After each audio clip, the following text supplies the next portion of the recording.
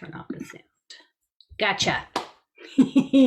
Oh, my friends, I am so excited about today's topic. This is one of my most favorite topics ever.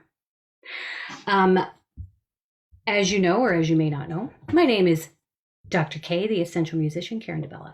And I've been talking a lot about sort of productivity things lately in this office hour. And for those of you who aren't familiar with Dr. K's office hour, I release a blog post every Wednesday and then every Thursday at 7 p.m. Eastern. I hop onto this page and just talk about the blog post. It gives anyone the opportunity to ask questions in advance, send me DMs, whatever.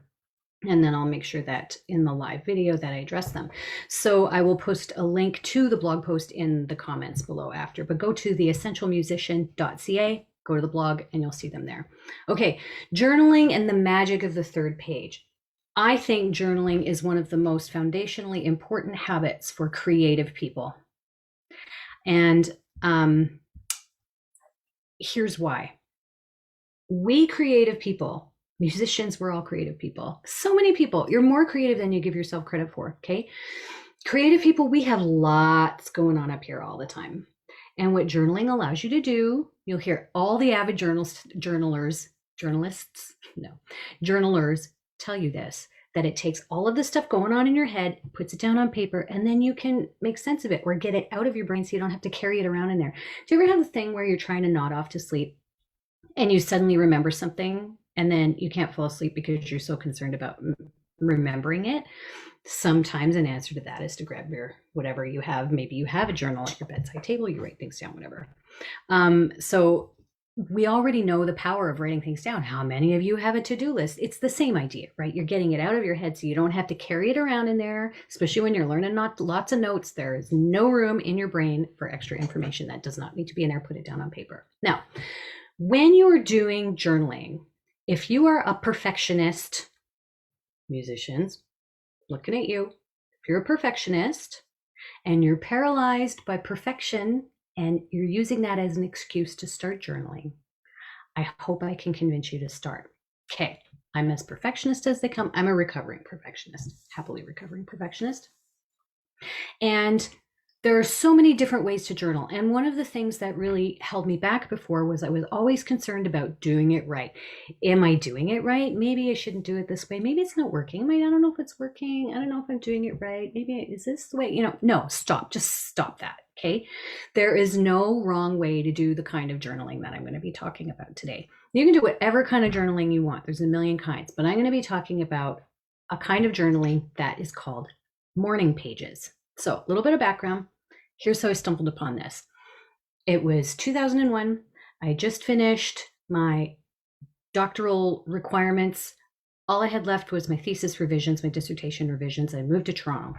And I was in that space where I had spent my entire life getting to the end of my doctoral program. And I felt lost.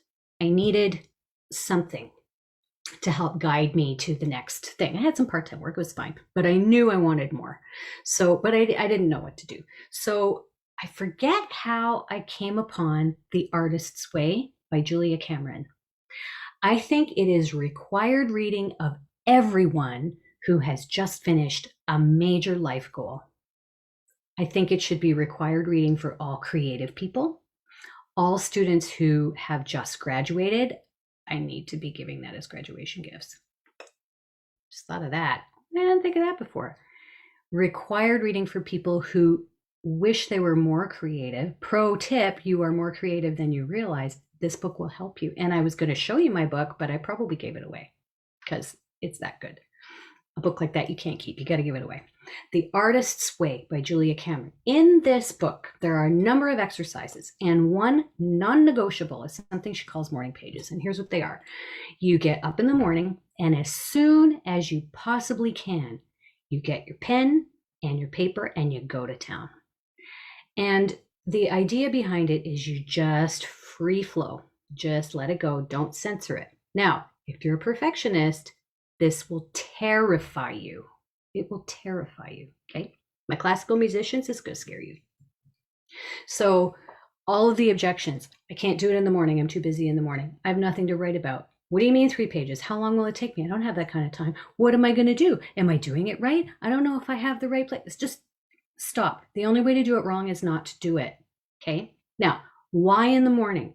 When you start writing in the morning, you want to try to catch yourself in that beautiful state before you start overthinking. Okay. I am not a morning person, and I've written about this. I did a previous blog called Essential Oils for Dolphins, which I think is my favorite title of all my blog posts. And it's about not being a morning person, but still wanting to be a functional human being.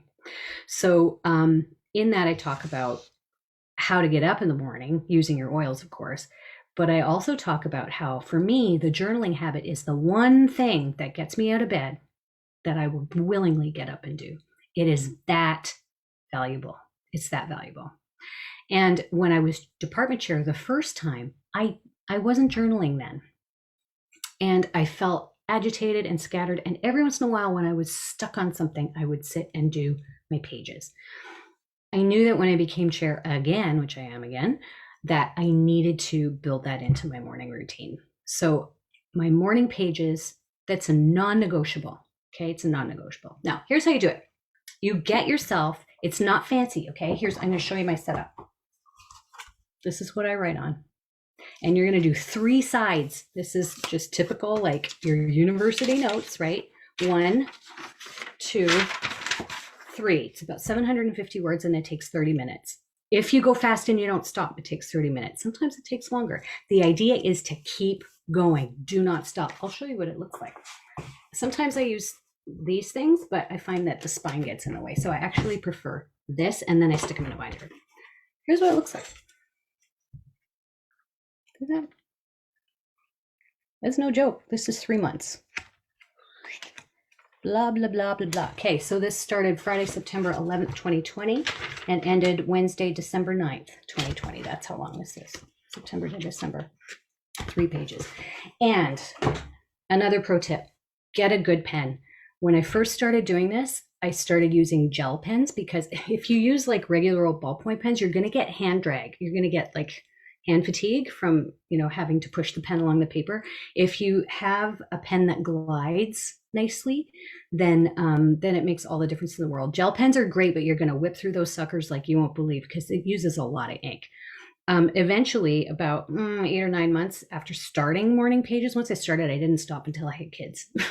And that was like 7 years later. I just didn't stop. I never missed it. Well, I missed a few days, but hardly ever. Anyway, I finally got a beautiful pen. It's a fountain pen. I got it at the Grand and Toy on Bloor Street across from the Royal Conservatory. It's a beautiful pen. Oops. Hello. You can't see that. Anyway, it's gorgeous. And I just love this pen. Discontinued company. Thank goodness it still works. It's by Sansa. And it's squishy. Anyway, spent a small fortune on this pen, but it has lasted. I bought it in 2002. And I still use it. Okay, having the right pen makes all the difference. What do you write about? Here's your goal. Don't think about what you're going to write about. Your point is to keep the pen moving. And I have a little abbreviation, KPM, keep pen moving. If I find myself staring out the window, no, keep pen moving. Just keep it moving, keep it moving.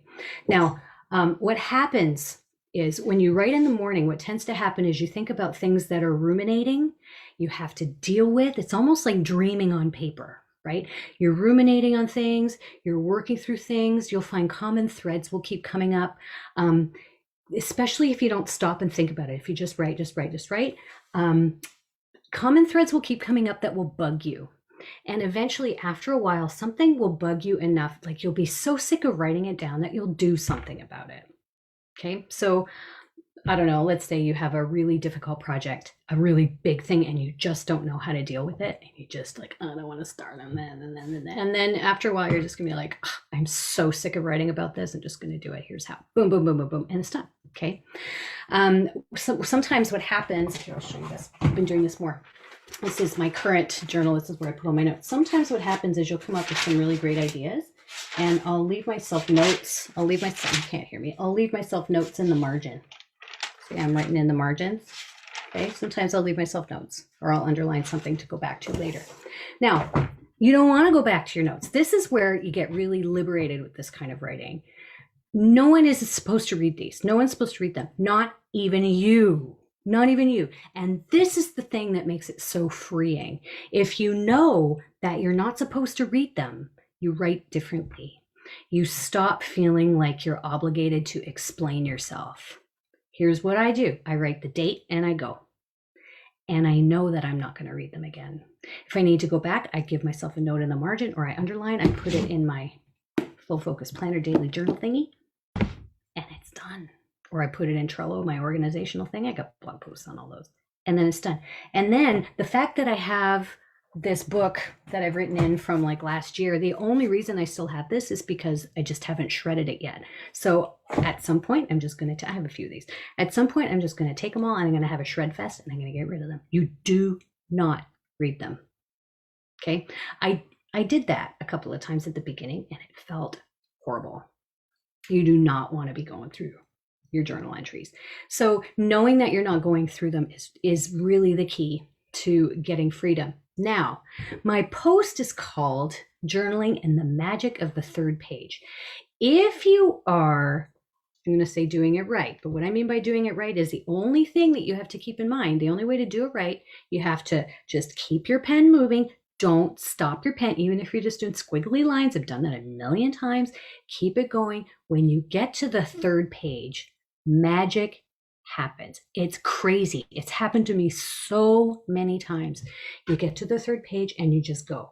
This is why it's really important to have a distraction-free place to do your writing. Because when you get distracted, it doesn't happen.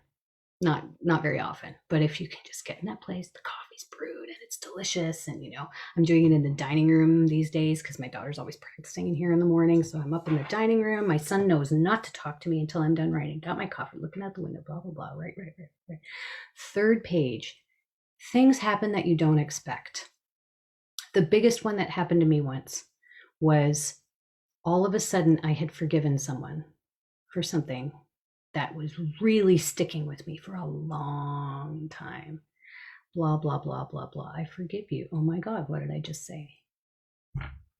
And it was done. And it has never bothered me since. Well, maybe a little, but it was a significant hurdle that I overcame. Things like you'll come up with great ideas. How do you think I came up with the idea to do blogs? Or what, like half the time I'm writing about what am I going to blog about this week? Or like having the Dr. K office hours, all of that's what comes out of my journal. If I didn't have that time, then that stuff would just be sort of me carrying it around. Or if I'm working through difficult, gnarly things at work, I get it all out on the paper. It's all out. And then you keep revisiting, keep reworking, all of that creative stuff. It all comes out. It's so, so good. And last week we talked about revenge bedtime procrastination. Have I said the words in order? I always mix them up. I'm convinced that the reason I was able to deal with that is because the morning routine now is so secure and I'm getting my me time in my morning pages that I'm no longer feeling the need. Well, and also I have very firm work-life boundaries now. I'll do a post on that one of these days. But I no longer feel like my me time has been taken away from me. I control that time. That time is mine. And no one can take that away from me, except maybe my son if he talks to me and I'm still writing. So, friends, please, I implore you, please try this. I would love for everyone watching to take 7 days and try this every day for 7 days. You need to give yourself about 40 minutes in your schedule to give yourself enough time so you're not rushed. I know I can hear your objections. I don't have time in the morning, blah, blah, blah. You know what? Make time. It's worth it. If you do it at night, it'll keep you up because it gets you going, get your mind thinking about all these great possibilities. If you do it at night, you will not sleep.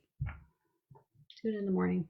Even me, the night owl girl recovering, I can do it. So can you.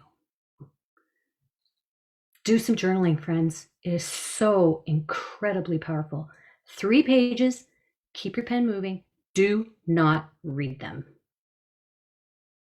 Please do some journaling. Report back. I want to hear how you do.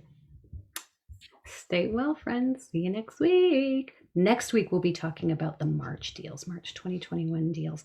Who knows what they'll be? We never know. We'll find out March 1st.